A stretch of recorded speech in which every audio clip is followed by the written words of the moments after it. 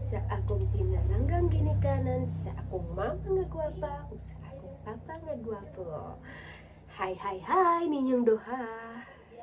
Una sa tanan, gusto lang na ako mapasalamatan mong duha sa inyong gihimo para namo sa inyong mga anak.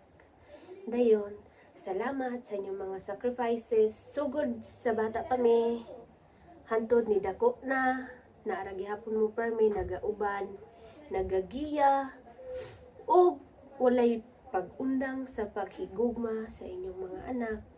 Ug still nagsige ra gyapon mog support ang hangtod nga mahuman mi og eskwela na namoy duha ka anak na nakapahuman og eskwela, and then sumusunod ako inyong pinalangga nga gwapa nga anak. Gwapa jud ko kay ako man eh. Sunod, salamat sa inyong pagpaningkamot bisan tuod nagkalisod kay ta, pero still naga-provide ra gyapon mo sa amoa. Dayon, salamat!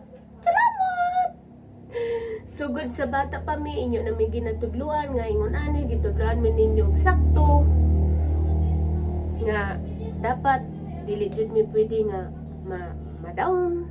Ana, salamat! Kamo ang dako nga panalangin nga naabot sa akong kinabuhi. Salamat kayo ninyong duha. Kay bisan og mag-usahay, bisag wala jud kay ta, but still mo ingon jud mo nga magpakanaa jud mo as parents para maka-provide mo sa inyong anak. Dayon, hi! Bisan dili kayo ko ingon nga showy ninyong duha, nga dili kay ko magsigig ingon og I love you, but still gilab kayo tamo. Bisag inyong anak balingag. Kamo jud akong dako nga support system, kamo ang pinakauna nga naga-support sa ako, naghatag kusog, kabaskog sa akong panglawas, sa akong kasing-kasing. Kamo ang pinakauna. Ayun. Salamat sa inyong mga inspiration, salamat sa inyong mga tambag, sa inyong kaagi, sa atong mga kapobrihon, kay mo siya naghatag sa kusog nga mo dapat mo grow pa jud.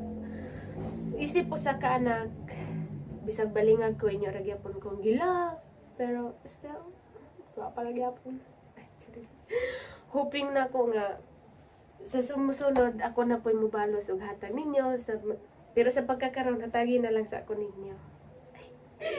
I love you so much, so much, very much. Ug di ara ko taman unta ma-express na jud nako kung love ninyo.